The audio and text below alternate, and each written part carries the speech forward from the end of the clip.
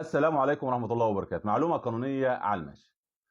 تم القبض عليك في جريمة ما أو في واقعة ما، وتم احتجازك في الاسم أو في المركز أكتر من 24 ساعة، يعني أكتر من يوم، ولم يتم عرضك على النيابة.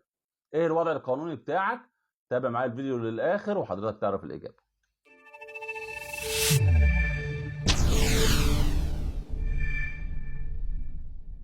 القانون في المادة 36 من قانون الإجراءات الجنائية ادى الحق لمأمور الضبط القضائي إنه يتم القبض عليك، ولكن قال لك شرط إنه لازم يتعرض على النيابة المقبوض عليه دوت أو المتهم يتعرض على النيابة في خلال 24 ساعة.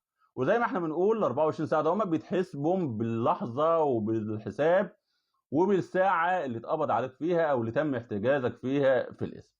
لو زادت المدة عن 24 ساعة بيعتبر هنا حبس بدون وجه حق أو تعسف في استعمال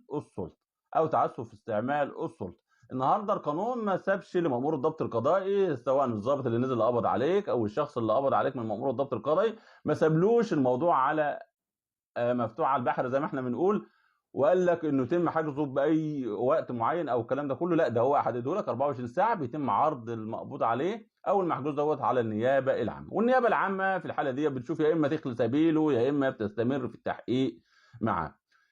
اكتر من 24 ساعه زي ما احنا بنقولنا بيقول ده اسمه احتجاز بدون وجه حق، وده اللي نصت عليه الماده 280 من قانون العقوبات. في الحالة دهيت بيعتبر الحجز بعد 24 ساعة بيعتبر باطل، وما ترتب عليه كله إجراءات باطلة. خلصت معلوماتنا النهاردة، والسلام عليكم ورحمة الله وبركاته.